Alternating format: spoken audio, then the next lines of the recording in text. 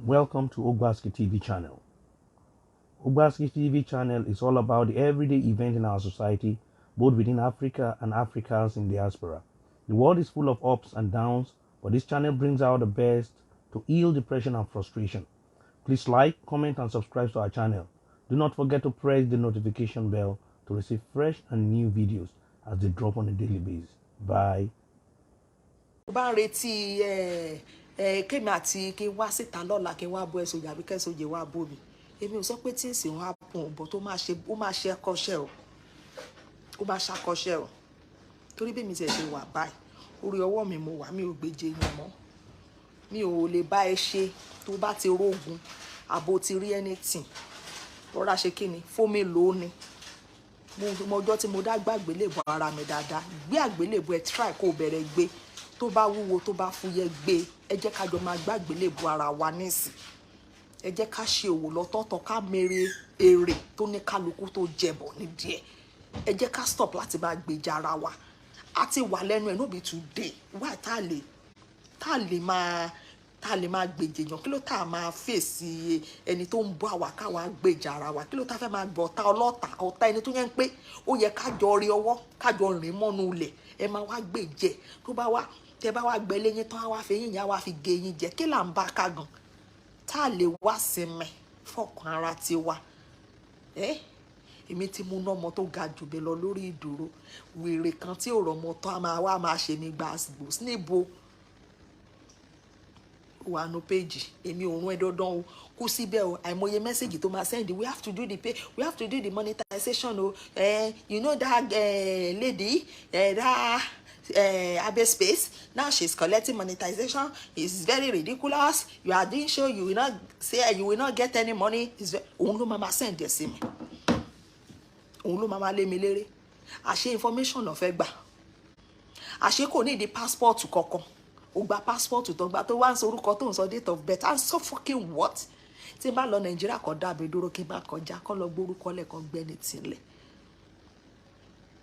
kí n má kọjá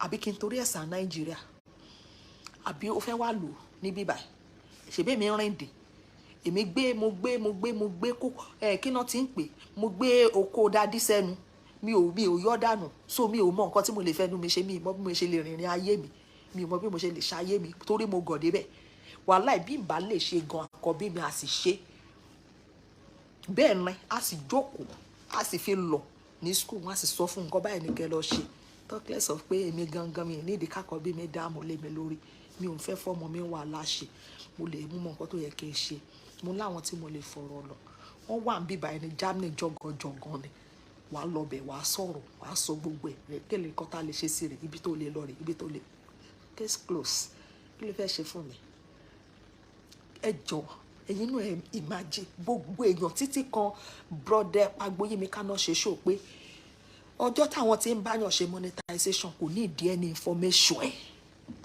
lédè yìí ó béèrè tán ó tún ṣe ní àwọn ibi tó ti ń send message tó tún ṣe fi ràn mí létí pé mi tí ì send ẹ̀ ní aṣọ fẹ́ mú dání ni kò wá sọ̀rọ̀ pé passport ẹ wà lọ́wọ́ mi orúkọ ẹni Tolúwa lọ́pẹ́ Esther Tolúwa lọ́pẹ́ Akínọlá kí n wá gbórí pamọ́ àdírẹ́sì ẹ wà lọ́wọ́ mi àdírẹ́sì rẹ̀ nílùú bẹ́ẹ̀ kí n wá sá lọ ó yá wèrè ó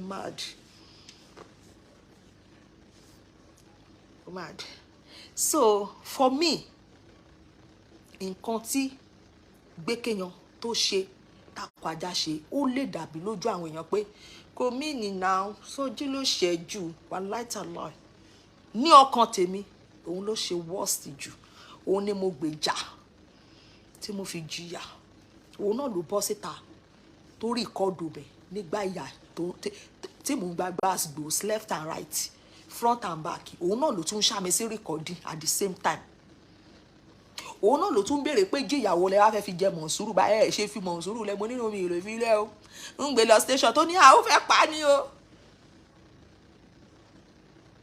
so kí wàá ní ẹlòmíì ṣe fún mi àwọn tájọ ń jà yẹn ta lórí rìkọ́dì mi play ta ni mo pè ta ni mo fi ṣọ̀rẹ́ ta lórí rìkọ́dì mi play gbé kéèyàn tẹ̀mí gbèjà tó dẹ̀ sọ fúnra rẹ̀ pé jẹ́ òun tí mo gbé òun ló fa left and right gbàgbós òun náà dẹ̀ ló tún ṣá mi sí rìkọ́dì níbi tí mo ti ń sọ̀rọ̀ ẹni tí mo bímọ fún, ẹni tí ò bímọ fún tó ru ọyún ẹ̀ síta gan, ṣé mo rìkọ́ọ̀dù ẹ̀ níbi tó ti ń sọ̀rọ̀ ẹ̀. I'm so fucking what? Mo proud láti sọ pé mo report o, mo sọ̀rọ̀, mo arrest ẹ̀. Òun náà dẹ̀ ń kọ kíní káàkiri, ó ń try best ẹ̀. Ọlọ́run ò fún ṣe, ọpẹ́lọpẹ́ àtìlẹ́yìn Ọlọ́run, àtìlẹ́yìn àwọn ènìyàn, Ọlọ́run ò fún ṣe. O bá kọ pé mo ṣe tráfíkì, mo ṣe anything, mo ṣe di gbogbo ẹ̀, àwọn ọmọ mi ò ṣe bébì. Àwọn ọmọ tẹ́ pé mi ò lè kó lọ Nàìjíríà kó bá mi sọ anything kí n kó wọn déwájú ọlọ́pàá. Wọ́n sọ̀rọ̀, especially first born mi kò kí n bínú o, but tó bá bínú sọ̀rọ̀ ẹ̀ rí sense nínú ọ̀rọ̀ ẹ̀. Àwọn nǹkan tó ti ń kọ sí diary gan mi ò kàn dé like kó witness irú nǹkan bẹ́ẹ̀ yẹn. If not, ṣerú ọmọ àkọ́bí mi máa mú lọ Nàìjíríà, wèrè kwá ló ń fẹ́ mú mi fún child traffic.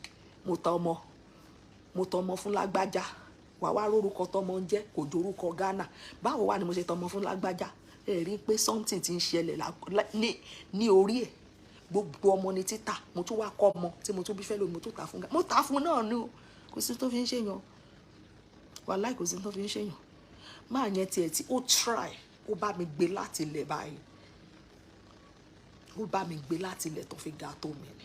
Ó try gan. Ó try gan. Ọmọ tí òun ṣòun ló bí. Mo rántí gbogbo ìgbà tó mú lọ kindergarten. Ó try, ó gbìyànjú. Ó ti rájí ṣubú. Ẹni tí mo bímọ fún gan yìí rí bí tó ti dọmọ lọ́wọ́ mú pọ̀ òun mo cross títí rí. Àwọn ọmọ tó ṣe fi yan gàntàn beautiful kò beautiful ń gbà yẹn sí ló ṣẹ̀ṣẹ̀ ń wù ló ń wọ́ ọmọ kiri. Ẹ̀ẹ́dẹ̀ bá ń sọ fún kó lọ wẹ́ni fún lóyún. Ó dẹ̀ lè lọ fakọ ajá abirin àrè lẹ́sẹ̀. Ìyẹn máa ti ẹ̀pọ̀ lé díẹ̀ torí kò sí nǹkan tí ó lè jẹ́. A gba nǹkan lọ́wọ́ ẹni a sì jẹ́, a ti fún nọ́mbà ẹni ò pé. Kó lọ fẹ́ yẹn bá bẹ́ẹ̀ sense bí tó fẹ́ fẹ́ yẹn. Kò sí tó fi ń ṣe èèyàn, ìyẹn ò lè dùn mí. Kò sí nǹkan tó lè ṣe kílẹ̀ lè expect lọ́wọ́ ọ̀rọ̀ àwọn èèyàn wa. So lórí social media nǹkan tí máa sọ nìyẹn. Tó bá dẹ̀ bẹ̀rẹ̀ pé kí ló dé tí mo ṣe sọ, mo tún lè wá tún sọ because mi fẹ́ sọ̀rọ̀ ń pa akọ ajá mọ́. But ẹni tó bá tún béèrè mo tún lè tún sọ reason. Òun ló ṣẹ́ mi jù. Òun ló ṣẹ́ mi jù. That's it. Tó bá dẹ̀ wà lọ́kàn èèyàn pé kí ló lè ṣe tó lè fà. Nǹkan tó lè ṣe ni pé number one, gbà tèmi àtàntí jókòó tájọ́ ń jà kò ní right láti pè wọ́n. Kò ní right láti pè mí. Ó ní right láti má dá sí. Ó dẹ̀ wà lórí ọwọ́ ẹ̀. Kí ló ń ṣèké fún? Èmi ò ṣe bẹ́ẹ̀ fún. Mi ṣe bẹ́ẹ̀ fún. Káàbọ̀ sí gbogbo ohun tó wá ń sọ lọ́lù wà lé. Ó wá di títí ó tún wá di màmá. Orí kéyìn lọ ọ̀dọ̀ màmá. Ìgbà tí mo lọ ra góòdù wọ́gọ́ ló ń bínú náà. Nígbà tí mo lọ ra góòdù ó dùn ẹ̀ náà. Ó ju ẹ̀ náà. Nígbà tá a sọ̀rọ̀ owó gan ó ju ẹ̀ náà. Àkọ́ fẹ́ sọ̀rọ̀ dé gbogbo ibẹ̀ yẹn ni. Gbàgbé òṣì. Tí wọ́n bá ti wá fẹ́ lọ bìkan ní kébì máa tẹ̀lé ẹ lọ torí mo jọ́ ọmọ tí ìyá ẹ bí lé ẹ. Ọmọ tí ìyá ẹ bí lé ò rábùrú èèyàn gan. Wà á níbi báyìí á ní òun ò bẹ́ẹ̀ lọ bẹ̀. Lọ́mọ ìyá ẹ talkless of pé buwo ló ti ń bọ̀ rádaràda. Ẹ á ní òun wà lẹ́nẹ̀, òun wà lẹ́nà. Kẹ máa follow mú àbú lórí burúkú lílé àbí kò ní da fún lẹ́ẹ̀ni orí burúkú tó lẹ́ẹ̀ni. Àbú ló ṣì lélẹ̀ èmi jẹ́rù ẹ ni. Kí máa tẹ̀lé ẹ. Bọ́ tó bá fẹ́ ṣe ọmọ òṣì yìí tó bá nínú á nínú. Èmi àti ẹ̀ ń sọ̀rọ̀ pẹ̀lú èèyàn pàtàkì lórí social media lórí fóònù ó ní ìyá Ìbàdàn tèmi ń gbèjà yòówù ò lè bá ṣe láyé ìyá Ìbàdàn ẹ ló kìlẹ̀ ní ọjọ́ mẹ́ta tó ní ìyá Ìbàdàn nice òun ò bá wọn jà mọ́ àwọn sọ̀rọ̀ àwọn ṣe gbá tó bá ti nice sí ẹ wàá fẹ́ kó nice sí yàn bọ́ tí wọ́n bá rí báyìí wà ní bẹ́ẹ̀ yẹn kọ́ ló ṣe rí ẹni yẹn ò bẹ́ẹ̀ ṣe ò lè bẹ́ẹ̀ ni yẹn ṣe kí ni problem mi àti ẹ̀ tí wọ́n bá jẹ́ni tó ná pọlọ mẹ́sẹ̀gì mo send sí ẹ lẹ́yìn ilé kí ló dé tó lè sọ fún mi kó o pè mí padà kó o send another voice pé o like irú mẹ́sẹ̀gì yẹn gbogbo ọ̀rọ̀ yẹn wo rò bẹ́ẹ̀ yẹn báyìí ló ṣe rò tí ó bá ṣe nǹkan tó wà nù ẹ̀ tó bá bọ́ síta àbí accused behind closed door àwọn mọ̀lẹ́bí ẹ wà paranoid wọ́n wà paranoid ó ti ya wèrè so that's it tó bá dẹ̀ mọ̀ pé èmi ni mo ṣe òun wàhálà yí ẹ̀ nìyẹn ẹni tó bá dẹ̀ wò pé Kwame kíní kan mi ò lè bá a ṣe, so máa mú lọ, kò jù bẹ́ẹ̀ lọ. Mi ì lè bá a ṣe, mi ì lè bá a ṣe, mi ì lè bá a jókòó, mi ì fẹ́ bá a rìn, mi ì fẹ́ bá a jókòó láwùjọ, mi ì lè bá a jókòó pàtì gan. Tèmi nìyẹn. Ọlọ́run lè wá ṣe o, kó pọ́dún méjì èní yìí o, kó wá rọra rọ̀ lọ́kàn o, kó má tó ti tẹ́lẹ̀ o, but for now mi ì lè bá a ṣe, mi ò lè cope, that's it. Tèmi nìyẹn. Mo ń bọ̀. Come back. Thank you so much for watching. See you next time. Bye for now.